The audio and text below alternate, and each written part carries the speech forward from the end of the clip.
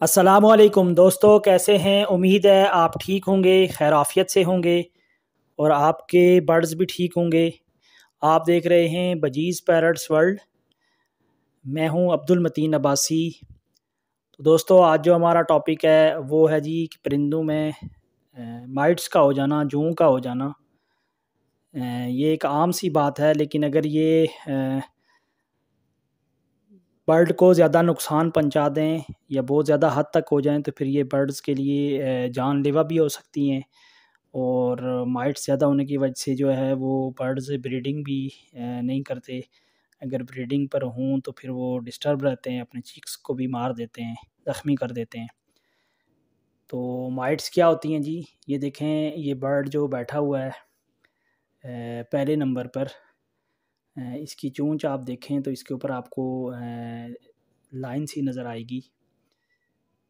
और इसके पाँव के ऊपर भी माइट्स हुई हुई हैं, जिसकी वजह से पाँव बिल्कुल ड्राई हुआ हुआ है और इरिटेशन की वजह से इसने अपना पाँव कवर किया हुआ है। तो माइट्स क्या होती हैं जी? माइट्स 8 टांगों वाला बेज़वी शक्ल का ओवल शेप का एक कीड़ा होता है और ये आम देखने में नज़र नहीं आता, बहुत बारीक होता है, खुर्दबीन के साथ नज़र आता है। और इसकी एज जो है, उम्र जो है वो 7 से 8 दिन होती है और इस दौरान ये तेज़ी से अफ़ज़ाइश करता है, अपनी नस्ल को बढ़ाता है। और ये जब छोटे होते हैं तो ये ट्रांसपेरेंट आप कह सकते हैं, साफ़ कलर के होते हैं। मुश्किल से जो है वो खुर्दबीन से नज़र आते हैं। और जब ये परिंदों का खून चूसते हैं तो इनका रंग जो है वो सुर्ख़ी माइल ब्राउन हो जाता है। और ये किन-किन बर्ड्स को, पैरट्स को हो सकते हैं? फिंचीज़ हो गईं, बजीज़ हो गए, लव बर्ड्स, रिंग नेक्स और कुछ और किस्में तोतों की, उसमें भी ये माइट्स हो जाती हैं।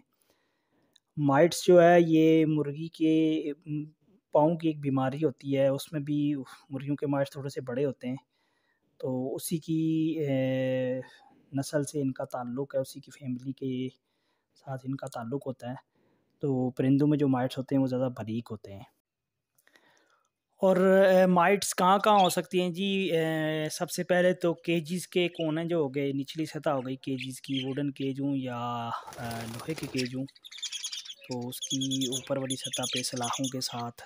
और छोटे बच्चों को ये ज़्यादा मुतासर करते हैं। फिर मटकी या बॉक्स हो गए, उसके अंदर भी ये अगर बर्ड मटकी में आता जाता है, बॉक्स में आता जाता है, तो वो अगर माइट्स वाला बर्ड है तो यकीनी तौर पर फिर इसके अंडे बच्चे माइट्स वहाँ पे मौजूद होते हैं और ये रात को निकल कर बर्ड पर ज़्यादा अफेक्ट करते हैं। फिर ये परिंदों को क्या नुकसान देते हैं जी? परिंदों को ये अपना खून चूसते हैं, जिसकी वजह से परिंदा जो है वो कमज़ोर हो जाता है, परिंदे को बुखार होता है, थकावट, कमज़ोरी हो जाती है, उलझन, इरिटेट रहता है, परिंदा हर वक्त ख़ारिश करता रहेगा, अपने पर नोचता रहेगा। जिन बर्ड्स को माइट्स ज़्यादा होते हैं वो आप देखेंगे कि उनके केजेस में या जो उनकी ड्रॉपिंग वगैरह होती है उनकी ट्रे में, के पर बहुत ज़्यादा होंगे। तो इसकी अलामात ये होती हैं कि सबसे पहले जो स्टार्टिंग में अलामत होती है कि हमारे बर्ड जो है, हमें लगता है कि वो दिन में सो रहे होते हैं, अक्सर सो रहे होते हैं। तो हो सकता है माइट्स ज़ाहिर ना हो उनकी नोज़ पर या पाँव पर, लेकिन ये है कि वो माइट्स आप अगर उनको गौर से देखें तो हल्की-फुल्की उनकी लेयर बन जाएगी। वो परिंदा जब मुँह खोलता है तो उसकी जो दोनों साइडें होती हैं, चोंच की साइडें, उसके ऊपर भी इसके असरात होते हैं। और ये जब दिखाई तब देते हैं जब ये बहुत ज़्यादा हो जाती हैं, जब इसकी नोज़ के ऊपर ये क्लियर हो जाती हैं, पाँव के ऊपर क्लियर हो जाती हैं, पाँव ड्राई हो जाते हैं, तो उनकी फेस का जो दरमियानी हिस्सा है वो भी बिल्कुल क्लियर नज़र आता है, उसके ऊपर माइट्स होती हैं। उसके बाद जी, अपना माइट्स जो है ये रात को अटैक करती हैं और परिंदे रात को जो है वो फिर ख़ारिश की वजह से सो नहीं सकते। और माइट्स की वजह से परिंदों को ख़ारिश होती है, तो इसकी वजह से जल्द का इन्फेक्शन भी हो जाता है। जब माइट्स का हमला ज़्यादा होता है तो तादाद में ज़्यादा हो जाएँ तो परिंदे जो है, परिंदों की चोंच टेढ़ी हो जाती है, वो चोंच को भी सुराख कर जाते हैं, खा जाते हैं। और फिर पाँव पर ये ज़ाहिर हो जाती हैं, पाँव खुश्क हो जाता है, ड्राई हो जाता है। परिंदा जो है वो सम टाइम एक पाँव उठा के रखता है। फिर इसी तरह जब माइट्स आप देखेंगे, जब परिंदे आपके अफेक्टेड हैं, थोड़े भी हैं, तो आप उनकी ट्रीटमेंट शुरू कर दें, उनका इब्तदाई इलाज करें। वो आप घर पे भी शुरू कर सकते हैं। अगर ज़्यादा कोई परिंदा डिस्टर्ब है तो फिर आप डॉक्टर से रजू करेंगे। तो इसकी ज़ाहिरी अलामत, सबसे बड़ी अलामत ये होती है कि परिंदे की चोंच के ऊपर और नाक की निचली सतह पर एक लाइन नज़र आती है, और उसकी चोंच के ऊपर भी आपको माइट्स नज़र आएंगी। और परिंदों के पाँव की शक्ल जो है वो फटी फटी नज़र आती है, खुश्क नज़र आती है। परिंदे हर वक्त ख़ारिश करते रहते हैं, उलझन में रहते हैं। और परिंदा दिन को अगर सो रहा है तो आप समझ जाएंगे कि इसके साथ कोई प्रॉब्लम है। जब माइट्स ज़्यादा होती हैं, चोंच और नाक और मुंह की दरमियानी सतह खुश्क हो जाती है और चोंच की निचली सतह पर जो है ये माइट्स जमा हो जाती हैं। और जब इससे भी ज़्यादा हो जाती हैं माइट्स तो फिर ये बर्ड की जो है वेंट हो गई, वेंट तक भी पहुंच जाती हैं। तो इसका इलाज क्या है जी? इसका इलाज के 2-3 तरीके होते हैं।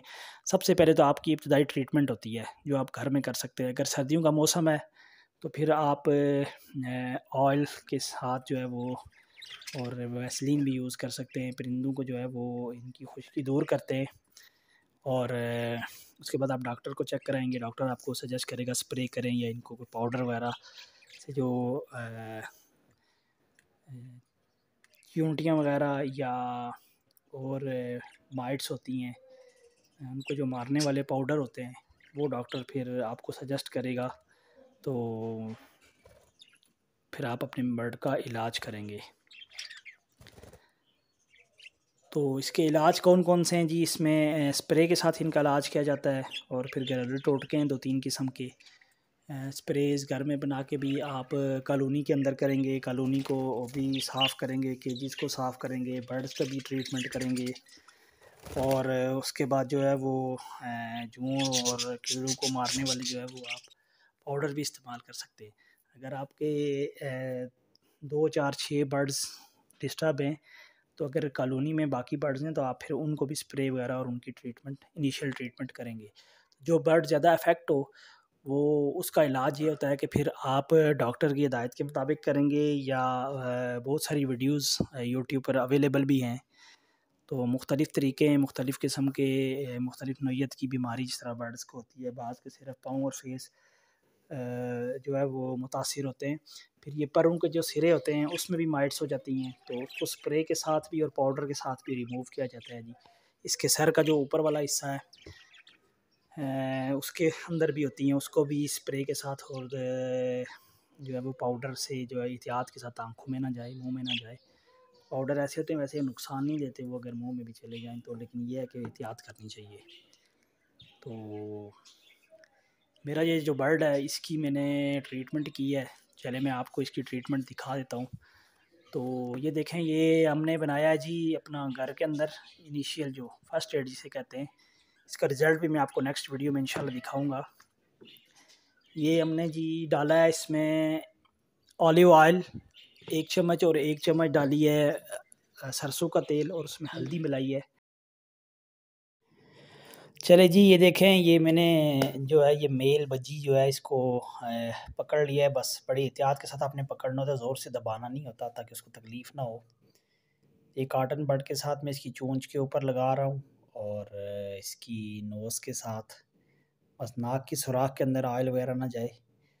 और ये एहतियात से लगाने के बाद फिर ये है कि नया कॉटन बड लेके जो इसकी चोंच का दरमियानी हिस्से हैं, दोनों चोंच नीचे वाली और ऊपर चोंच के राइट और लेफ़्ट जो दरमियानी हिस्से हैं वो खुश्क हुए हुए होते हैं, फटे से नज़र आते हैं। और फिर चोंच के नीचे जो जो निचली चोंच है उसके नीचे वाला हिस्सा भी, उस पर भी ऑयल लगाना होता है। और उसके बाद ये इसके पाँव के ऊपर आप हाथों से भी, उंगलियों की मदद से भी लगा सकते हैं, लेकिन मैं ये किसी को तकलीफ़ नहीं हो रही तो बर्ड इजी फील कर रहा है तो मैं इसके पाँव पे भी कॉटन बड के साथ ही लगा रहा हूँ, और इसकी टांगों पर भी लगाऊंगा। फिर उसके बाद इसके ये पर हैं, ये जो पर की साइड होती है पहले और दूसरे पर की, जहाँ से बड़े पर शुरू होते हैं वहाँ पे माइट्स होती हैं। तो इसका जो भी रिज़ल्ट होगा इंशाल्लाह ताला अगली वीडियो में आपको लाजमी दिखाएंगे। तो दोस्तों वीडियो लंबी हो जाएगी तो ये जी बेसिक तरीका है जो मैं अपने घर में बगैर किसी खर्चे के जो है ना, घर में ऑयल भी होता है, आपके पास ऑलिव ऑयल ना हो तो आप सिर्फ सरसों के ऑयल में, कुकिंग ऑयल में भी हल्दी मिला सकते हैं। उम्मीद है दोस्तों आपको वीडियो अच्छी लगी होगी। ओके, तो में याद रखिएगा। अल्लाह हाफ़िज़।